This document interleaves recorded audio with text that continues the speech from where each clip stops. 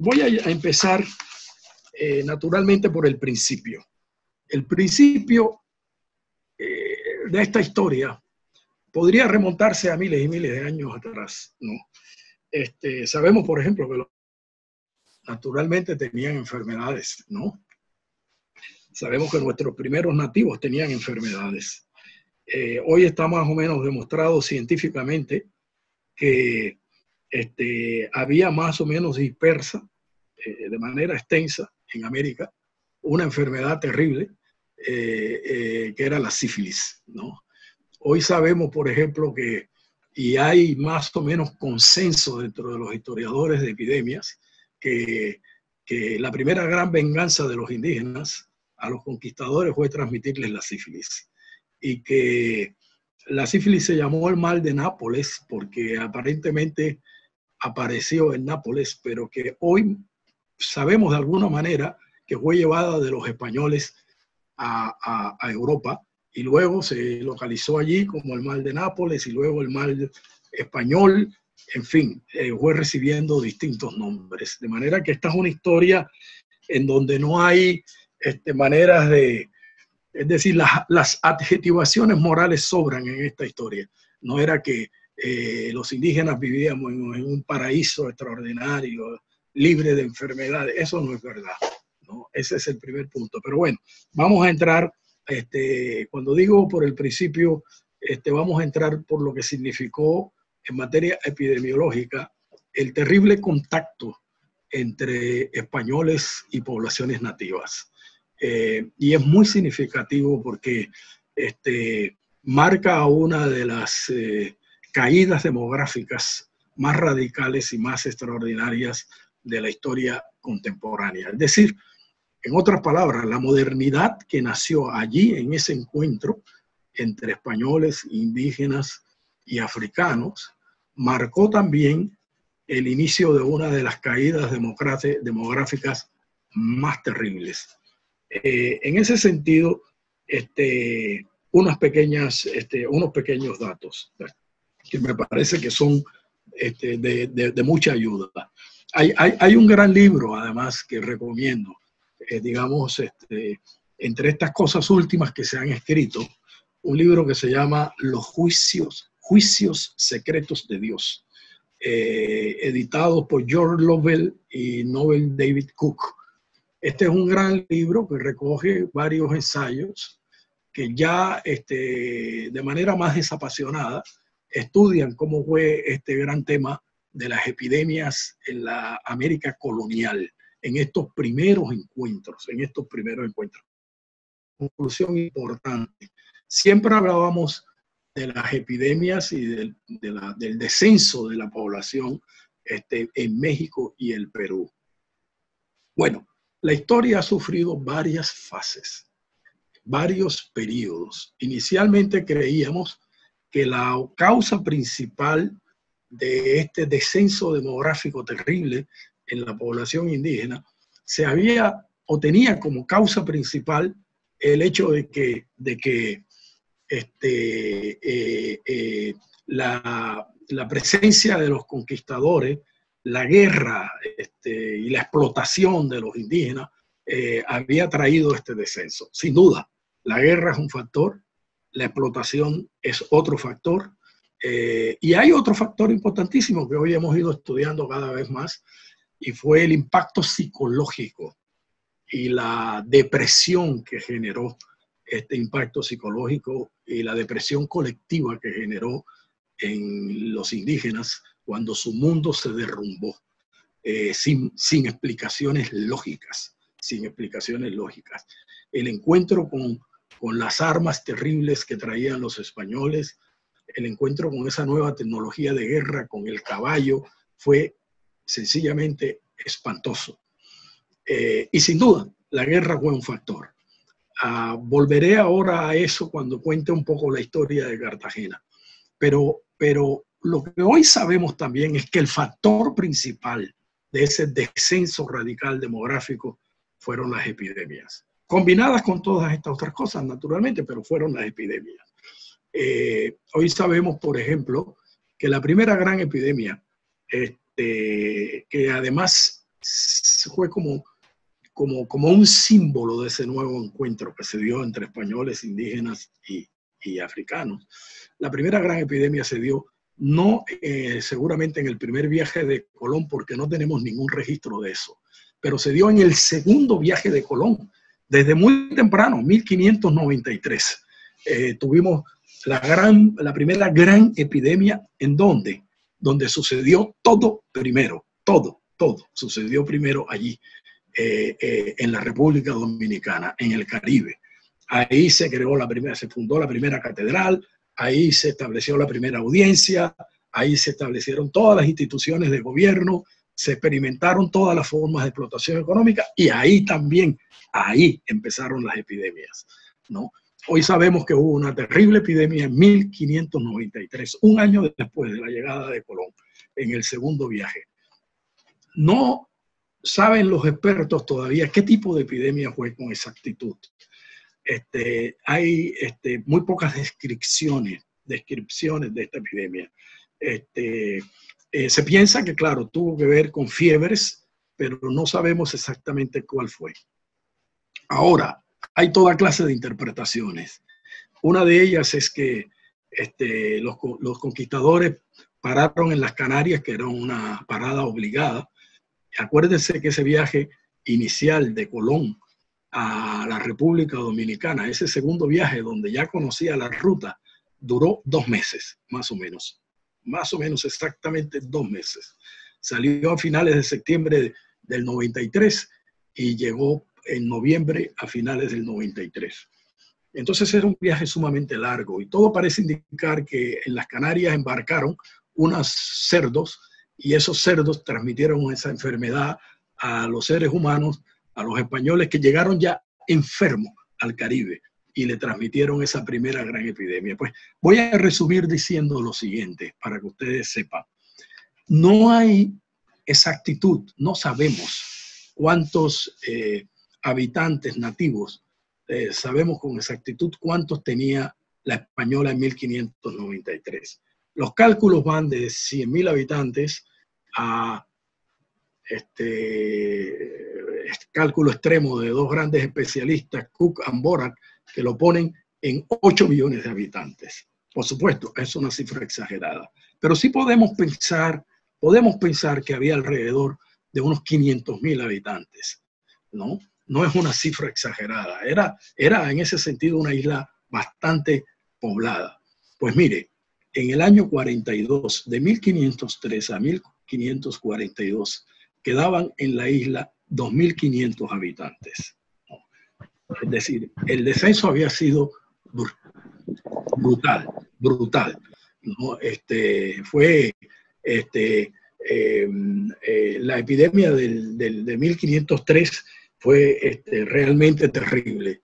Y luego sabemos que hubo otras epidemias también que diezmaron la población, ¿verdad? Y entraron con mucha fuerza en el Caribe.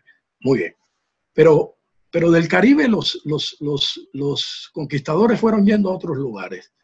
Y hoy hemos estudiado muchísimo las 2 grandes pandemias, la de México y la del Perú. Han sido las más estudiadas. Lo de México fue sencillamente espantoso, ¿no?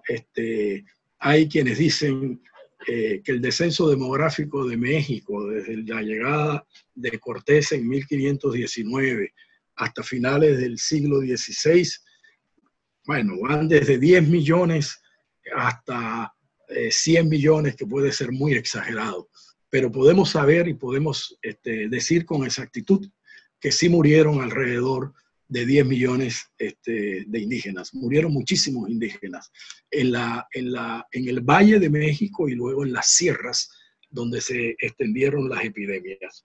Ahora bien, en México, la primera epidemia en México así reconocida y estudiada es una epidemia de 1520, alrededor de 1520.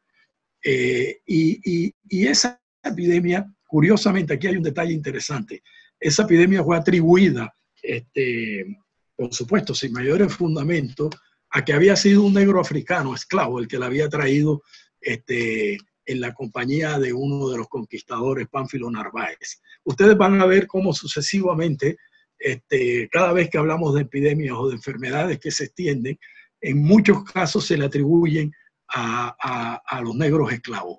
Es una cosa bien interesante, ¿no? Siempre tú buscas siempre un enemigo allá afuera, ¿no? Un enemigo al que le señalas todos los defectos y todas las cosas.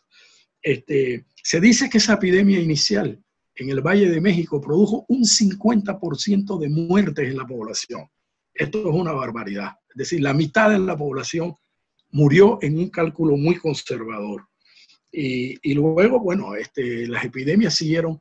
Esta primera epidemia mexicana fue una epidemia de viruela. Ahí entró la viruela de una manera terrible. Quizás la enfermedad, hubo dos enfermedades terribles, de verdad, bastante bien diagnosticadas por los expertos en esa época de la conquista: la viruela y el tifus. Se habla también del sarampión, pero ahora hay una gran discusión, ¿verdad?, en la literatura científica de si eso que se llamaba sarampión era realmente sarampión, ¿no? O si era otro tipo de modalidad. Y bueno, ahí siempre ha habido una discusión alrededor de eso. También se sabe hoy, que no se sabía antes, que también hubo un tipo de influenza que asoló muchísimo a las poblaciones indígenas. Bueno, lo cierto es que podemos concluir diciendo que, por ejemplo, en el caso de México, para finales del siglo XVI, había muerto alrededor del 90% de la población indígena. El descenso demográfico había sido sencillamente brutal. Se dice que de 1545, que fue la epidemia más aterradora, la epidemia que va del 45 al 48, se dice que esa epidemia mató al 60% de la población indígena mexicana, de lo que quedaba ya de las otras epidemias, ¿no? Y es muy importante saber esto, ¿eh? Naturalmente, esas epidemias están actuando en un contexto, ¿no? Si eso uno tiene que saberlo, ¿no? La población indígena sufre un cambio radical en los patrones de alimentación. Los patrones de alimentación agrícola son bastante perturbados. El Valle de México, que era un valle con un extraordinario equilibrio ecológico, como lo era el Sinú, ese equilibrio ecológico es completamente destruido. Los indígenas se ven sometidos a un nuevo tipo de explotación. Y además, un gran historiador dice, una tesis fabulosa, dice que además el derrumbe de su cosmovisión, la muerte de sus dioses, genera un proceso profundo de depresión colectiva que debió afectar muchísimo también su sistema inmunológico. Entonces fueron, sí, claro, muchas cosas combinadas, pero ahí entraron las epidemias. Las epidemias actúan siempre en un contexto social. Eso es fundamental saberlo. No actúan por fuera de, no, actúan por un contexto social, en un contexto social que permite que se desarrollen o que no se desarrollen las epidemias. Bueno, he querido hacer esta entrada, digámoslo así, para contextualizar que el nuevo mundo nace con las epidemias, y para contextualizar de todas maneras una de mis visiones optimistas, ¿no? Todos estos desastres se han sucedido y el ser humano los ha superado. El ser humano los ha superado. Lo que estamos viviendo hoy no es nada comparable con lo que vivimos. Sí, claro, estamos viviendo una situación terrible, por supuesto. No le quiero quitar en lo más mínimo la importancia de lo que estamos viviendo, cuyas consecuencias tampoco las podemos prever con exactitud. Pero imagínense, en el caso del Caribe, de los taínos, de los indígenas taínos, desaparecieron casi todos. Imagínense lo que sucedió en México. Desapareció el 90% de la población indígena. Hoy tenemos todos la convicción, y Dios quiera que sea así, que que vamos a tener, y lo estamos teniendo, controles sobre la enfermedad, que va a ser terrible, sí, que va a haber un número de muertos indeseables, por supuesto que es indeseable una muerte, pero yo tengo el profundo optimismo de que en todo caso vivimos cosas más terribles y hemos salido adelante. Muy bien. Entonces, he hecho este repaso básico. Recomiendo ese libro a los que quieran leer con más detalle, ¿verdad? Sobre las epidemias. Y ahora me voy a referir al caso nuestro, digamos, a las epidemias que se dieron en el medio nuestro, porque esto de todas maneras siempre es, hay que tener un equilibrio entre la abundancia del material y el tiempo, ¿verdad? Y entonces vamos a controlar el tiempo. Mire, voy a utilizar en buena medida, voy a utilizar la información muy valiosa que está en un libro que editamos en el Instituto Internacional de Estudios del Caribe, para los que quieran leerlo. Está en la página de la Universidad de Cartagena, dicho sea de paso. Un libro del que yo me siento muy orgulloso. Ese libro lo edité conjuntamente con Raúl Román, y es un libro de nuestros estudiantes. Ya están todos graduados, pero en esa época eran nuestros jóvenes investigadores, estudiantes todavía de cuarto, quinto, sexto semestre, hicieron sus investigaciones y nos pareció valioso publicarlas. Pues hoy es uno de los materiales interesantes que aportan, útiles para estudiar la historia de las epidemias. Hay otros, por supuesto, los estudios de Álvaro Casas y de otros especialistas, pero el que quiera adentrarse un poco más a lo que voy a decir puede empezar con ese libro que está allí en nuestra página. Es un libro, además, donde escribieron un grupo de estudiantes investigadores, hicieron unos ensayos magníficos. Por supuesto, eran ensayos de jóvenes estudiantes. Muy bien. ¿Qué pasó en Cartagena? Fíjense a ver, ¿qué pasó en Cartagena con la conquista?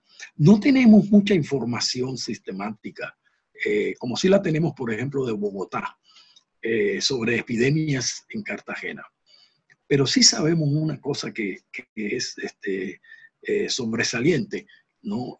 Por supuesto que debió haberla. No tenemos mucha información sistemática, pero tenemos una información, y ahí yo recomiendo que los que quieran lean el tomo segundo de Bartolomé de las Casas, donde relata el primer encuentro de la llegada de Ojeda a Cartagena con Juan de la Cosa, ¿no? A lo que se llamaba Calamarí, y luego la expedición a Turbaco, ¿no? Lo que sí es cierto es que los indígenas nuestros, y de ahí la fama que se ganaron los caribes, de entrada hicieron oposición violenta, se defendieron.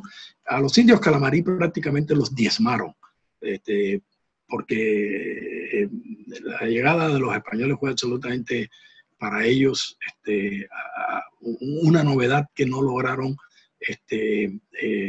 coherentemente, no lograron asimilar. Los españoles prácticamente los diezmaron. Y luego siguieron hacia Turbaco, porque oyeron que allá en Turbaco había grandes riquezas. Y allí se dio el primer enfrentamiento violento y la primera, digámoslo así, derrota a los españoles, que cuando éramos niños nos contaban la historia de que Juan de la Cosa murió enflechado, ¿verdad?, por los indígenas.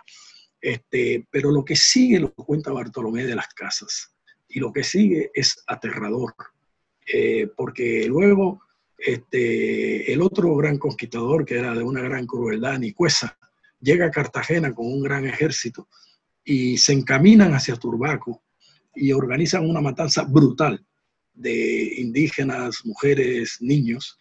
Y hay una anécdota que Bartolomé de las Casas cuenta que es espantosa. En una casa están encerrados muchísimos indígenas, ¿verdad?, mujeres, hombres, niños, y Nicuesa ordena prenderle fuego a la casa. Y al prenderle fuego, Bartolomé de las Casas, que es un gran narrador, cuenta la historia de cómo sale una indígena corriendo, y cuando corre se enfrenta a un caballo y la aterra tanto el caballo, que era un animal que no conocía, y dice Bartolomé de las Casas, quizás ella pensó que el caballo se la iba a tragar y se devuelve corriendo para la casa y muere incinerada, ¿no? Es un episodio de los que Bartolomé de las Casas destaca para mostrar un poco la crueldad de la guerra. Entonces, sí sabemos que los indígenas nuestros y muchos de los indígenas nuestros evitaron ese contacto inicial con los españoles. Se retiraron a los montes, ¿no? Y quizás eso produjo que en esos primeros momentos de la conquista, donde las epidemias fueron tan grandes en otros sitios, no lo fueran en nuestro medio. Además, porque nuestros indígenas no tenían esa organización como en Bogotá, ¿verdad? De poblaciones grandes, jerarquizadas, organizadas socialmente, no. Estaban más bien dispersos, ¿no? De manera que no registramos aquí episodios sistemáticamente contados por los conquistadores de grandes epidemias. Pero lo que sí tenemos en todo caso es un registro bastante bien conocido de las epidemias en el siglo XVIII. Y sobre todo una que nos cuenta que, bueno, finales del siglo XVIII, sabemos ya con más o menos certeza que la viruela había atacado a Cartagena y que era conocida en la ciudad de Cartagena. Eso lo sabíamos, porque los ilustrados de la época, José Ignacio de Pombo, ¿verdad? Amador y todos estos, sabían perfectamente de la existencia de la viruela y de los daños que podía hacer la viruela en el medio nuestro, o que había hecho la viruela en el medio nuestro. Y por eso, cuando se da la gran epidemia de la viruela, que arranca a finales del siglo XIX, y vuelve a presentarse en 1802, y con paradas intermitentes sigue hasta 1804, 1805. Tenemos allí, entonces sí, conocemos de la narración de José Ignacio de Pombo, que fue uno de los grandes comerciantes nuestros ilustrados, que además es un gran ejemplo, ¿eh? Porque José Ignacio de Pombo, ante el problema de que Bogotá no mandaba las vacunas, porque ya existía la vacuna desde finales del siglo XVIII, 1790, algo así, ya existía la vacuna, 1797, 98, algo así. Entonces José Ignacio de Pombo, él mismo organiza con su dinero, organiza la expedición de la vacuna que viene de Jamaica. Y eso ayuda muchísimo a parar la viruela en el medio nuestro. Y además doy un dato que me parece que es sobresaliente en esta historia. Me parece muy importante para tenerlo en cuenta en esta historia. A partir de ese momento empieza a construirse un imaginario sobre la costa caribe colombiana, sobre las costas, porque empiezan a mirarse como territorios enfermos, como territorios propensos a las epidemias, ¿no? Acuérdense, no hay mucho conocimiento tampoco sobre el tema de las epidemias. Y por eso, en los debates que hay a finales del siglo XVIII, entre Bogotá, Santa Fe y Cartagena, aparece siempre la figura de que Cartagena es un centro imposibilitado para ser un centro importante de las instituciones en Colombia, porque es un centro generador de enfermedades. Aquí empieza a configurarse ese imaginario de la costa como tierras enfermizas, que va a pesar muchísimo, por cierto, en la imagen que se construye de la nación y en la legitimidad que finalmente se le concede a Santa Fe de Bogotá como un territorio más sano para ser la capital de la República. Pero eso lo vamos a ir viendo con más calma. Y luego, pues bueno, entramos a esa otra gran epidemia de 1839-40, que que es uno de los ensayos que aparecen en este libro del que les he contado. Y esta epidemia tiene un detalle que es muy interesante. En realidad no sabemos cuánta gente murió en Cartagena en la epidemia, pero ya sabemos un dato sabemos. Y el dato que sabemos es que el mayor número de muertes se dio en los barrios más humildes. Y ahí empieza una constante de la naturaleza social de las epidemias, ¿no? Las epidemias se ensañan más en el territorio de los humildes. Una cosa que sabemos de esa epidemia del año 39 al 40, que fue muy fuerte, que fue significativa, es que fue una epidemia de viruela. La viruela, el problema aquí es que luego, ya a finales del siglo XIX, principios del siglo XX, empieza a controlarse la viruela, ¿verdad? Empieza a controlarse porque se generaliza el uso de la vacuna y toda esta cosa. Y no quiere decir que no siguiera existiendo, pero estábamos inmunizados, ya no producía, cuando había focos de viruela, ya no producían esta cosa terrible que produjeron en estos primeros encuentros, en estas primeras llegadas de la viruela a unas poblaciones que no estaban todavía en contacto con estas enfermedades, ¿no? Y varias cosas habría que señalar aquí de esta primera epidemia, que me parece que son importantes. Uno, porque son el contexto social histórico de las enfermedades, ¿no? La viruela prende en una ciudad derrotada, en una ciudad sacrificada, porque ustedes tienen que acordarse que Cartagena fue la gran ciudad sacrificada de la independencia, porque fue la ciudad a la que el ejército de Pablo Morillo sometió a un sitio aterrador de 3 meses, que en principio diezmó la población y que de paso les digo que sabemos también que en ese sitio debió haber manifestaciones epidémicas.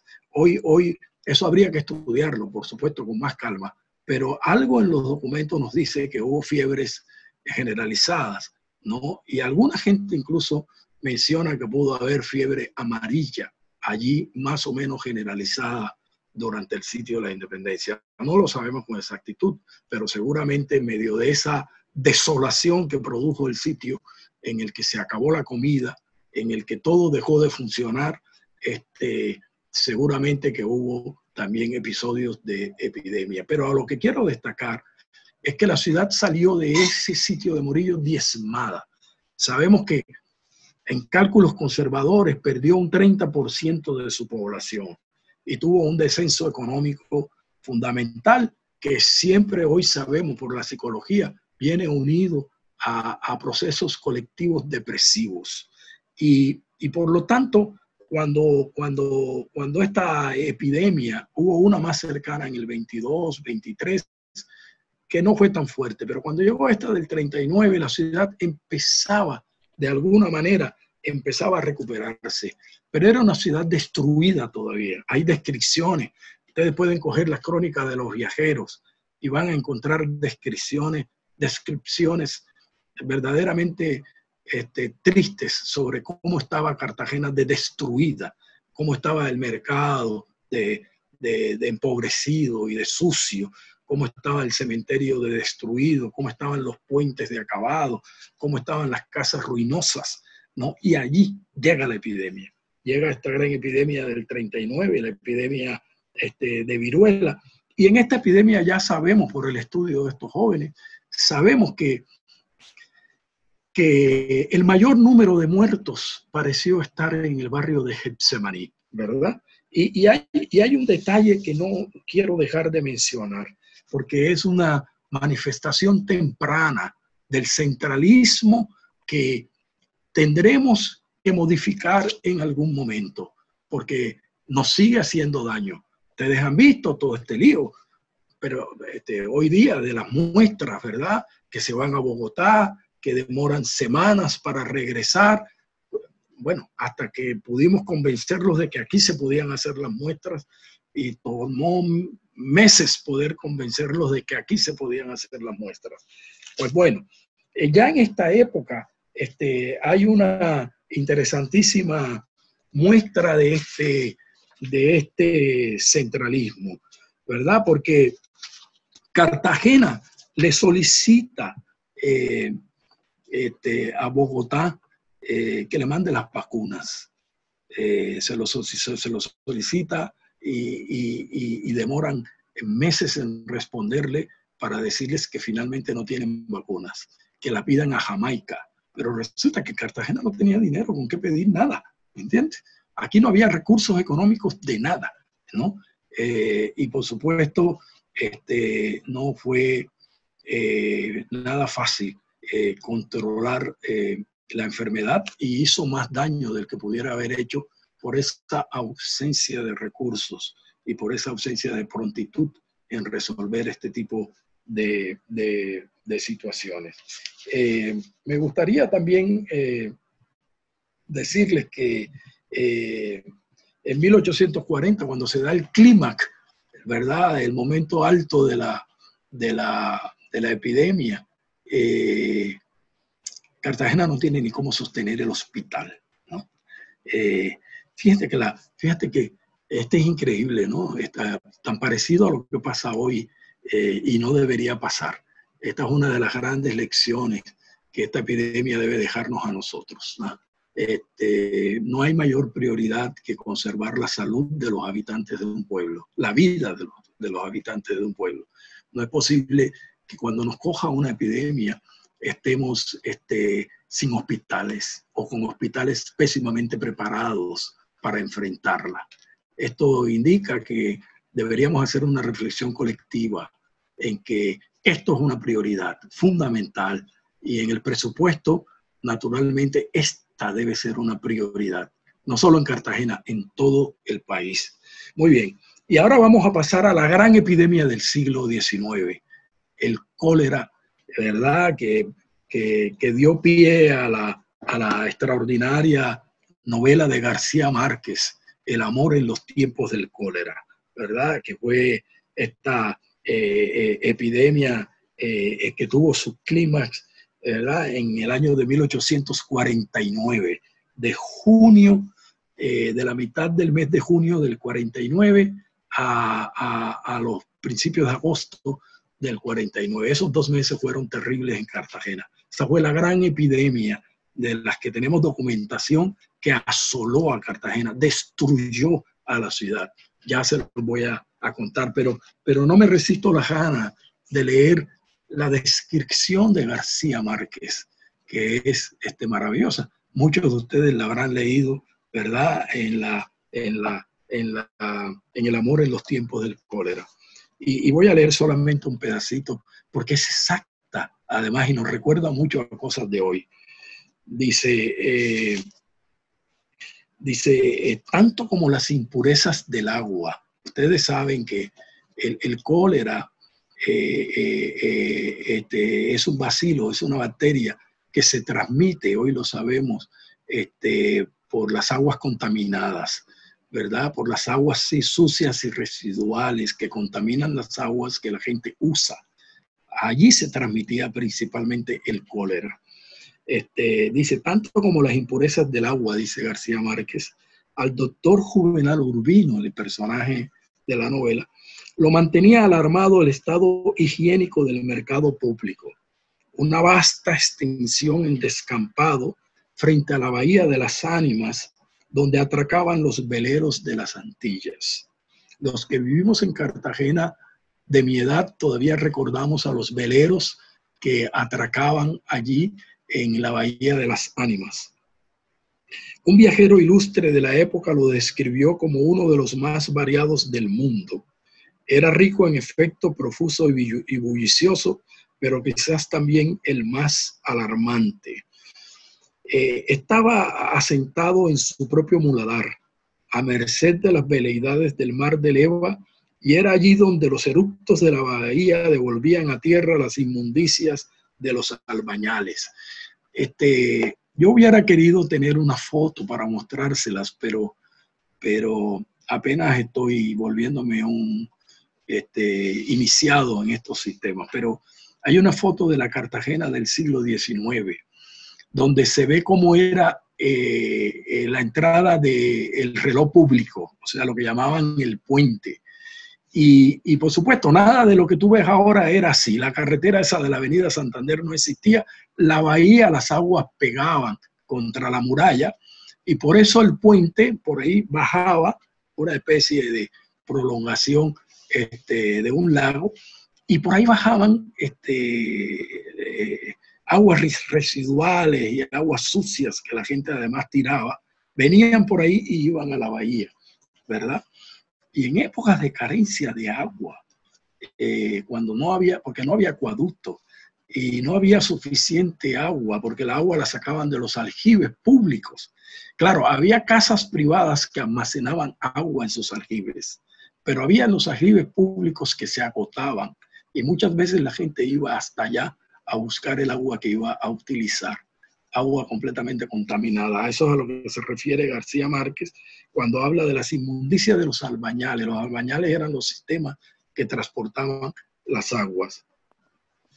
También se arrojaban allí los desperdicios del matadero, cabezas destazadas, vísceras podridas, basuras de animales, que se quedaban flotando a sol y sereno en un pantano de sangre.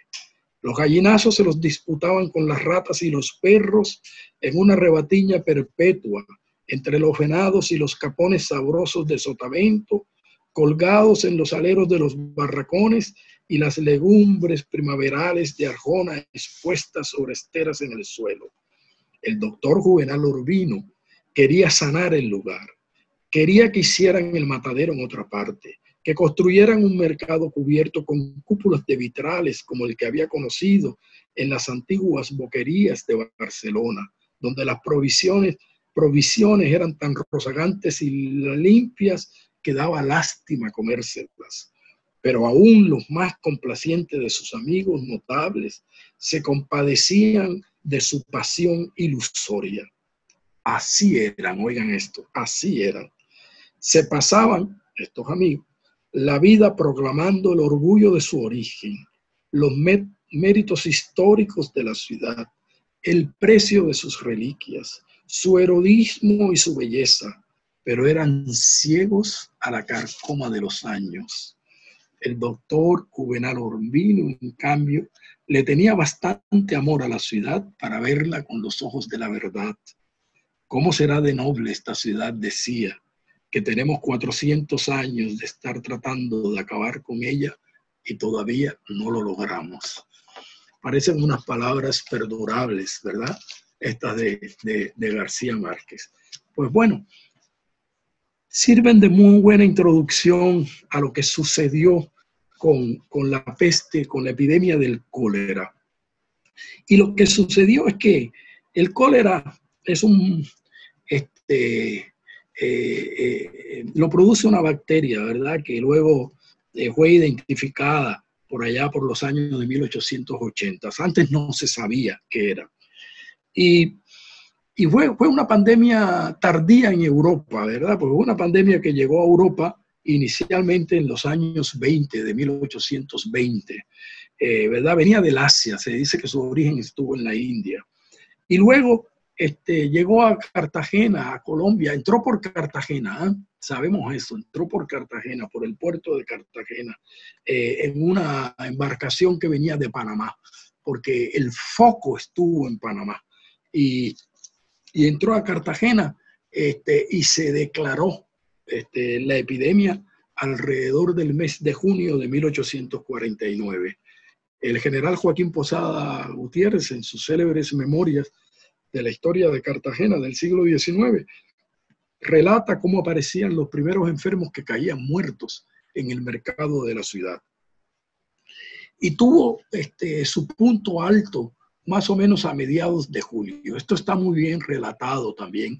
No solo lo relata el general Posada, el historiador Eduardo Lemaitre también hace referencia al cólera, y creo yo que uno de los relatos más completos fue el de nuestros jóvenes estudiantes del semillero de investigación, que está en el libro que les recomendé sobre epidemias, que lo pueden encontrar en la página de la Universidad El Vínculo. La descripción de la ciudad es terrible.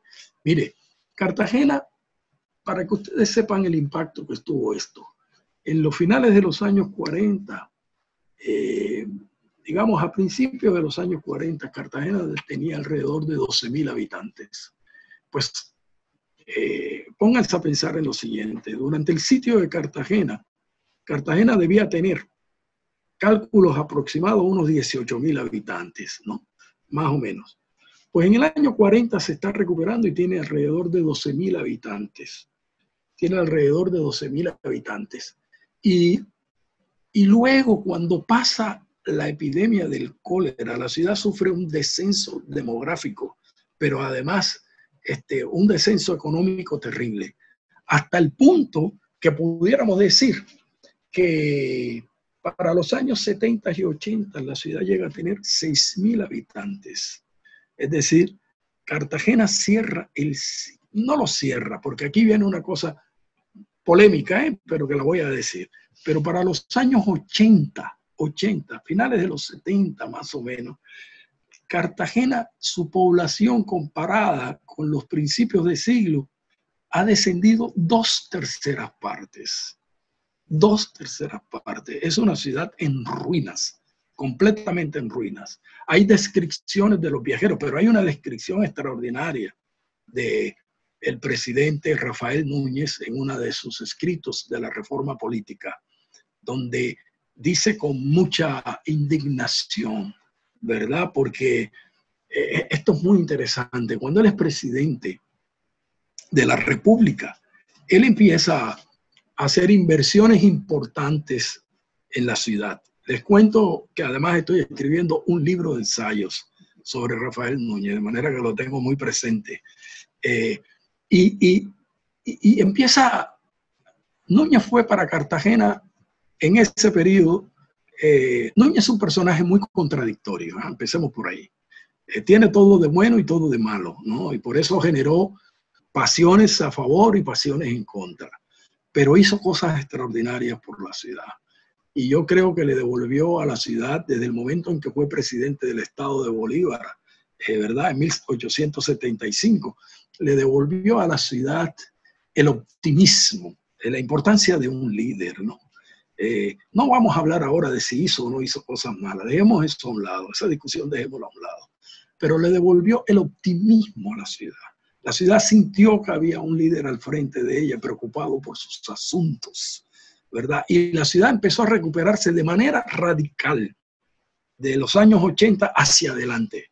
Empezó a crecer de manera radical, ¿verdad? De manera que ya a principios de siglo la ciudad es otra, es una ciudad en pleno crecimiento, ¿no? No voy a entrar ahora aquí a detallar cómo Núñez ayudó a limpiar el mercado, cómo Núñez ayudó a la navegación, cómo ayudó a lo del ferrocarril, etcétera, pero es la imagen de un líder, lo que en un momento definitivo de crisis hace, o en un momento de poscrisis, la legitimidad de un líder es fundamental para devolverle el buen ánimo y sacar a la población de los estados depresivos en los que suele quedar. Pues bueno, volviendo entonces al tema de la epidemia, debo decir que tenemos unos cálculos, todos por supuesto cálculos aproximados, ¿verdad? Sabemos, por ejemplo, que algunos historiadores dicen que debieron morir alrededor de 2.500 habitantes, ¿no? Que cuando tú comparas de 12.000 habitantes, morir 2.500, pues hombre, es una población bastante grande, ¿no? Es el 20% de la población o un poquito más. Pero hay quienes dicen que la mortandad estuvo más cerca de los 4.000 habitantes que de los 2.500. Pero además, cuando se hablan de los muertos, no se tiene en cuenta siempre un fenómeno. Y es que no es solo los que mueren del cólera, sino los que mueren como consecuencia de las hambrunas que produce la epidemia, ¿verdad? Y las hambrunas vinculadas a los estados depresivos, ¿verdad? Que hay que sumarle, ¿no? Y entonces la suma en realidad crece. Sabemos con más o menos certeza que, porque lo dice el mismo general Posada, el general Posada dice, solamente hemos identificado 24 personas que murieron en casas altas, de familias acomodadas. Dice, lamentablemente, el cólera se ha ensañado en los barrios pobres. Sabemos, por ejemplo, que en el Getsemaní, otra vez, el cólera entró de una manera aterradoramente destructiva. Por los registros que conserva esa iglesia, que por cierto, son los únicos registros más o menos completos que se pueden ver sobre la época.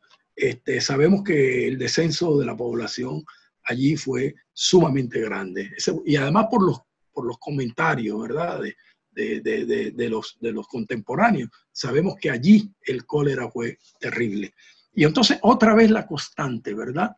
La epidemia llega allí y sola destruye a los que viven en condiciones de mayor pobreza, porque lógicamente estas epidemias se ensañan, sobre todo el cólera, allí donde hay malos hábitos de higiene, donde hay suciedad, donde hay abandono, y además agrégale ignorancia colectiva, porque no sabíamos todavía en esa época qué generaba el cólera.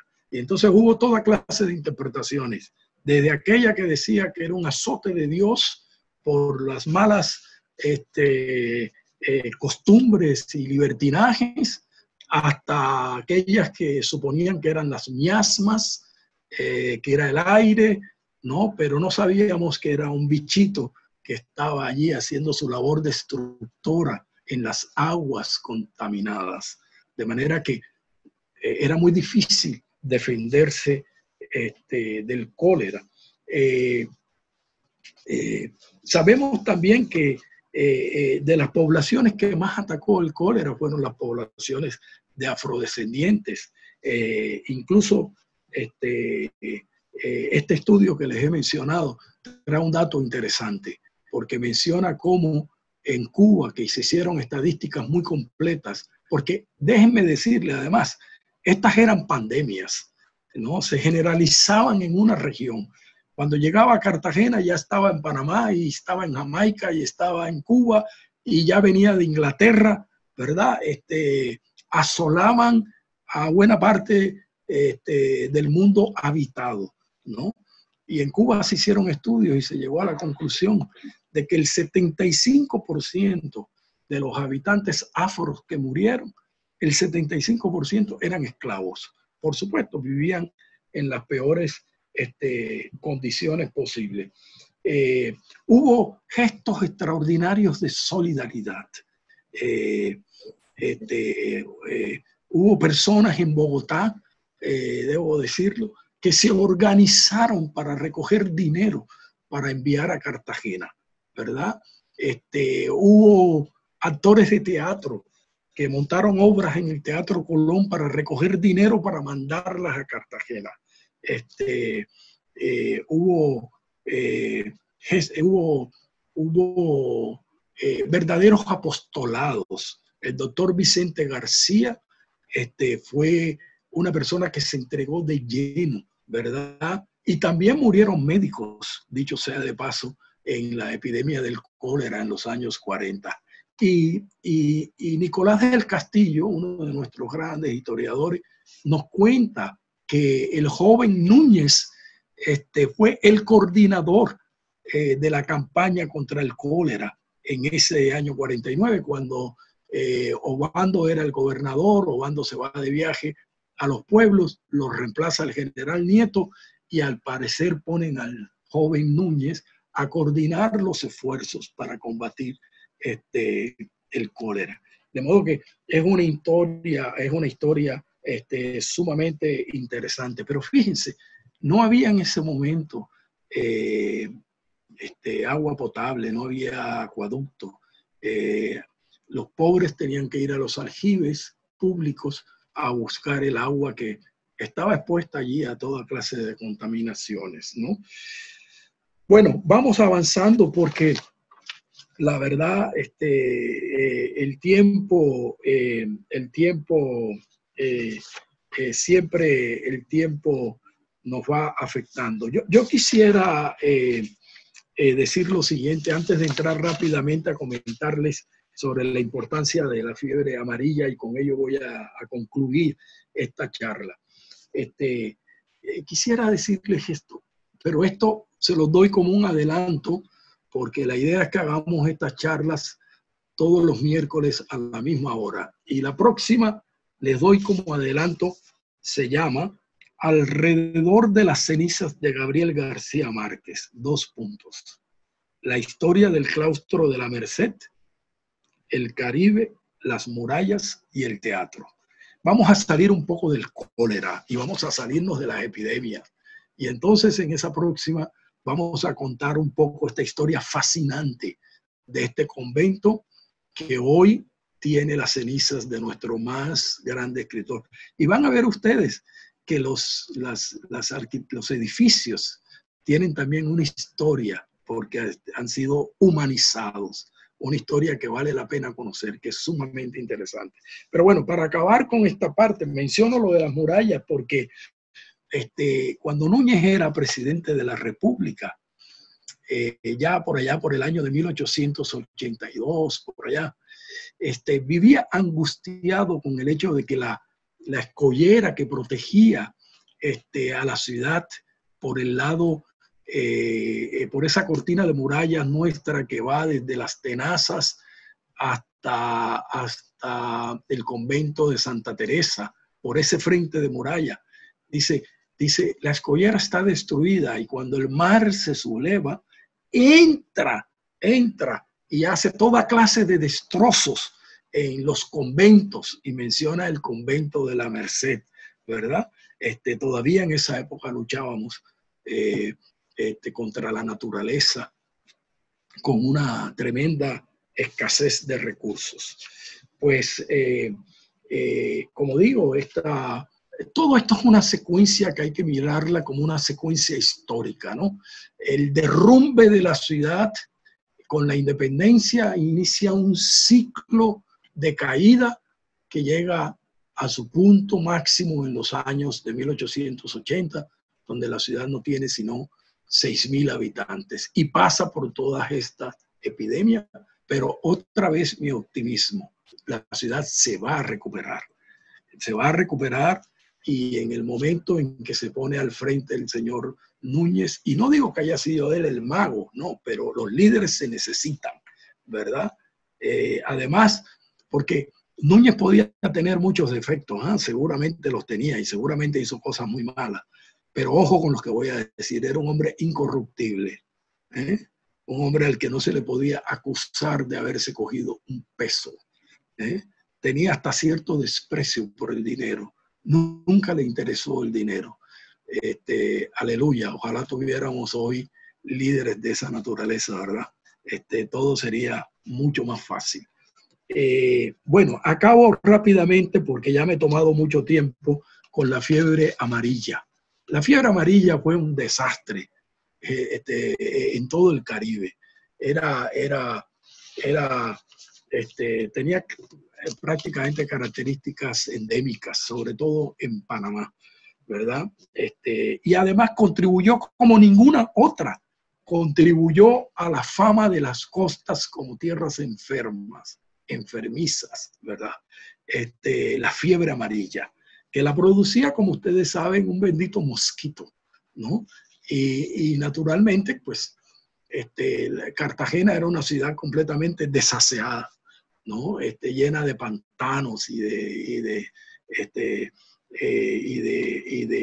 miasmas y de sucios. La zona del Matadero era terrible. La zona del Matadero, cuando ustedes se paran allí en la Torre del Reloj, pues lo que seguía hacia adelante, como si fueran para Chambacú, ahí estaba el Matadero. Y eso era un desastre. Era una cosa espantosa, tal como la describen en la época. Y bueno, pues todo esto generaba las condiciones de cultivo para que el mosquito que genera la fiebre amarilla se desarrollara.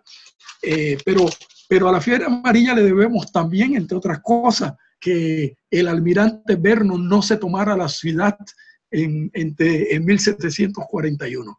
Realmente no fue Blas de Lezo, fue el mosquito el que nos ayudó, ¿verdad? Porque si el mosquito no acaba con la tercera parte del ejército de Vernon, bueno, yo no sé si hoy seríamos una colonia inglesa, ¿verdad? Porque Vernon tenía un ejército tan superlativo, tan extraordinariamente grande, que no iba a ser fácil realmente contener ese ataque.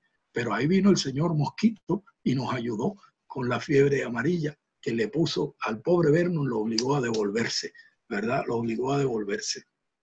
Además, este es un episodio maravilloso de la historia de Cartagena, porque Vernon venía además con ejércitos de piratas reclutados en el Caribe, en fin. Y bueno, pues en algún momento las epidemias actuó a favor de nosotros, como en este caso. Pero la epidemia, la fiebre amarilla, como dije, le hizo mucho daño a Cartagena en distintas épocas.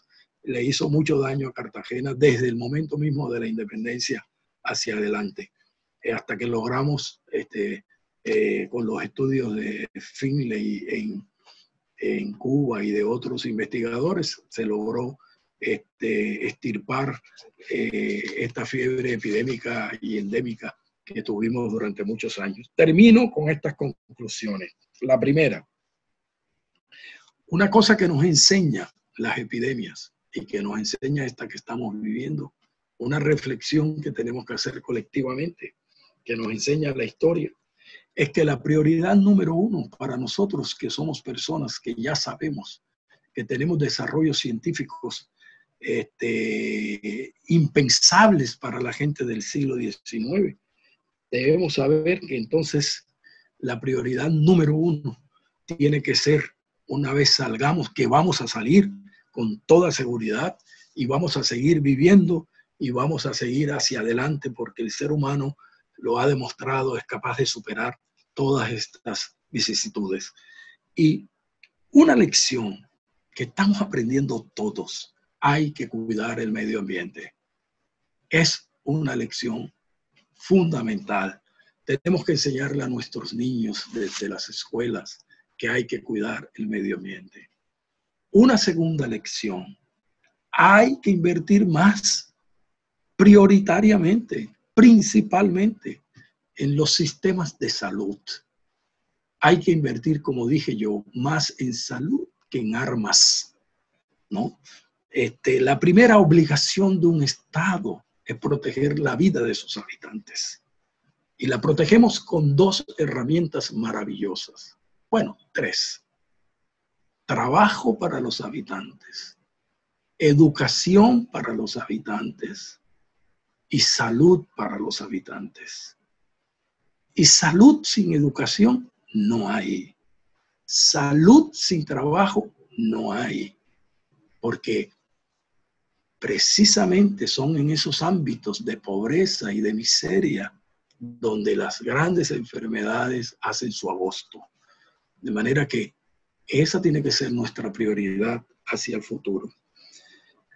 Lo otro es que vamos a tener más enfermedades. Claro que sí, las vamos a tener. Cada vez estaremos mejor preparados.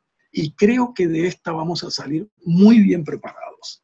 Creo que de estas vamos a salir realmente preparados, con un cambio profundo de concepción, con una idea de que tenemos que humanizar el capitalismo, que tenemos que lograr que se vuelva más humano, que piense más en el ser humano que en la ganancia.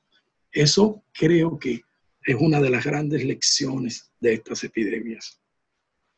Y lo otro es que toda epidemia tiene expresiones extraordinarias de solidaridad, a donde sale lo mejor de los seres humanos. Lo estamos viendo en esta, ¿verdad?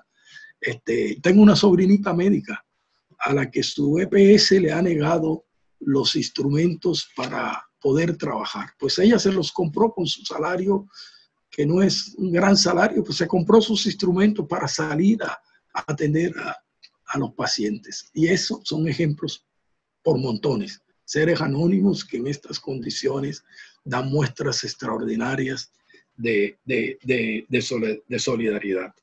De manera que, queridos amigos, termino diciendo que las epidemias son terribles, pero la historia nos enseña que el ser humano tiene la capacidad de sobreponerse aún en los momentos más difíciles, ¿no?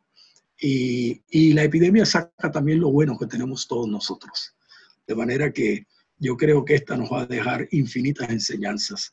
Estudiar la historia de las epidemias es estudiar la historia de la humanidad en uno de sus aspectos más ilustrativos, que es finalmente la lucha del ser humano con la naturaleza, ¿verdad? El reacomodamiento del ser humano con la naturaleza y el precio que paga cuando actúa en desarmonía con la naturaleza. De manera que me despido diciéndoles que de esta vamos a salir adelante como hemos salido de todas. Muchas gracias.